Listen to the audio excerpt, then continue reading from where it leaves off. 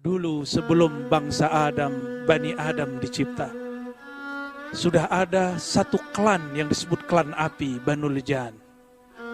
Kelompok Banul Jan ini sebagaimana disebutkan dalam Al-Bidayah wa Nihayah Imam Ibnu Katsir, adalah kelompok yang merusak di muka bumi. Akhirnya Allah mengkiamatkan kiamat pertama untuk mereka dengan menurunkan meteor, menghabisi mereka. Bangsa api dihabisi dengan batu api.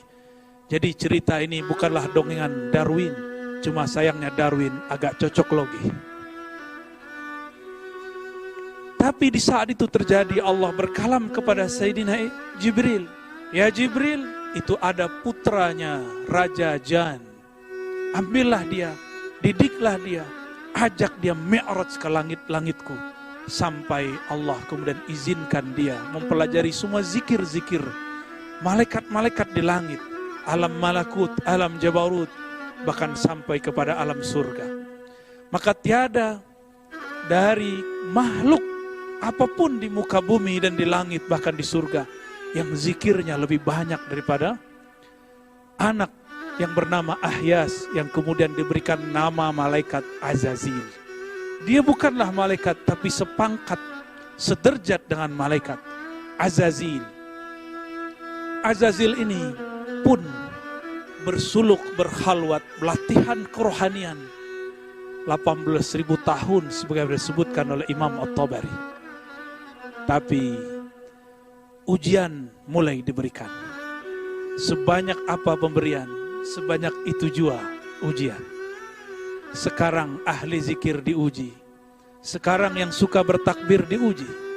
Sekarang yang suka bertahmid diuji. Azazil namanya. Disuruh ia sujud kepada orang yang dicipta dari tanah yang diinjak-injak. Selama ini Azazil alias Ahyas yang kemudian bernama Iblis, dia menginjak-injak tanah, harus sujud kepada Adam yang tercipta dari tanah. Inilah ujian pertama bagi Azazil. Apa kata dia? Asjud liman khalaqta min tin. Apakah aku sujud? Apakah pantas bagi sujud? Bagiku sujud kepada orang makhluk yang kau cipta dari api, sedangkan aku tercipta daripada yang kau ciptakan dari tanah, sedangkan aku tercipta daripada api. Azazil mulai rasis. Azazil mulai mempermasalahkan suku. Saya suku api, saya lebih mulia daripada suku tanah. Hati-hati, kadang-kadang orang beragama sudah soleh, sudah lama baca kitab, sudah lama berzikir. Seperti Azazil, 18.000 bersuluk di alam jabarut, alam malakut sampai ke surga sana. Tapi ternyata dia terjebak dan mengatakan, seorang Adam lebih baik dari zikirnya, bahkan lebih baik daripada semuanya.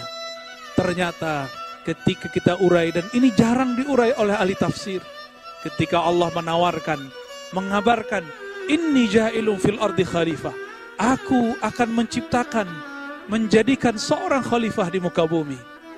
Ternyata ada dua kelompok malaikat yang berkomentar. Ini dipisah dengan lafaz waw. Yang pertama mengatakan, ya Rabb, apakah engkau mencipta perusak dan pembunuh di muka bumi? Inilah malaikat-malaikat cahaya. Lain dengan malaikat api. Dia mengatakan, wanah kawanukad disulak. Kami zikirnya lebih banyak.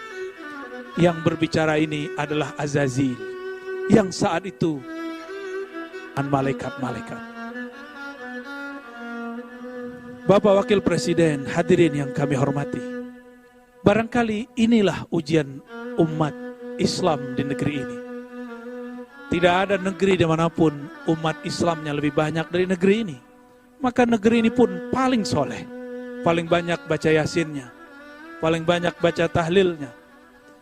Jika diuji dengan kalam-kalam yang tidak berkenan, apakah akan nanti mengatakan hal yang sama dengan Azazil dahulu kala? Inilah pendek ceritanya, akhirnya Azazil diusir dari surga, dan Allah mengatakan, apakah kamu minal alin?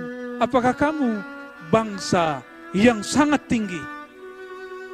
Dengan itulah bergantilah Azazil dari nama mulia Azazil sebagai khazinul jannah, penjaga surga, menjadi iblis yang dijauhkan dari jalan kebenaran.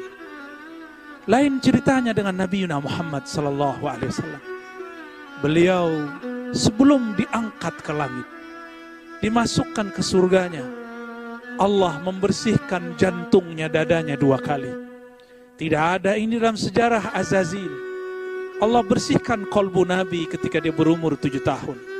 Allah bersihkan kembali ketika hendak naik pada malam itu, malam 27 Rajab. Barangkali inilah saatnya kita mengambil pelajaran. Inilah perbedaan abadi antara mi'raj ruhaninya iblis dengan mi'raj ruhaninya Nabiullah Muhammad sallallahu alaihi wasallam. Apakah itu? Azazil spiritualnya dinaikkan tapi belum dibersihkan jiwanya. Sedangkan Nabi Muhammad sallallahu alaihi wasallam sebelum dinaikkan, nafsiyahnya, keegoannya dibersihkan. Maka bertambah pengalamannya, bertambah kekayaan rohaninya, tidak bertambah sombongnya. Maka jika hendak memajukan negeri ini, jika hendak ingin meningkatkan negeri ini, mari kita bersihkan kolbu ini dari semua kebencian. Mulai malam ini, tidurlah dalam cinta Allah subhanahu wa ta'ala. Bukankah Allah sering menyindir kita dengan bismillahnya, bismillahirrahmanirrahim. Kalau orang dulu menyebut, kok Allah cerewet sekali, kok diulang-ulang kata Rahman dan kata Rahim. Tiada lain, tiada bukan, supaya kita mengambil pelajaran dari sana. Inilah yang dikatakan oleh Nabi SAW sebagai hadis penutup yang kami baca pada malam ini.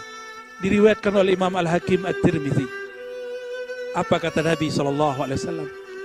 Inna lillahi, sesungguhnya Allah memiliki mi'ata, 100 lebih, wa sab'ata asyar, yaitu 117 khuluqan, akhlak atau adab. Ambillah satu saja, dakhaltul jannah, maka engkau akan masuk surga. Maka makhluk-makhluk surgawi yang ada di muka bumi, mereka yang meniru sifat rahmaniyah Allah, sifat rahimiyah Allah. Sedangkan makhluk tubuhnya manusia, di dalamnya adalah iblis, penuh kebencian, penuh kesombongan. Walaupun berjubahkan jubah alim ulama, walaupun dia berpakaian orang soleh, tapi jika di hatinya ada perasaan ana khairum minhu, aku lebih suci, aku lebih baik, aku lebih berhak, maka hati-hati, itulah syayatinul insi, itulah syaitannya manusia. Semoga negeri ini, umaranya, ulamanya, orang-orang yang bertugas di negeri ini dan rakyatnya, Allah bersihkan kolbunya dari kebencian-kebencian dan kesombongan. Semoga Allah memberikan nur mi'rajnya kepada kita semua. Semoga Allah merahmati kami yang berbicara dan kita yang hadir mendengarkan.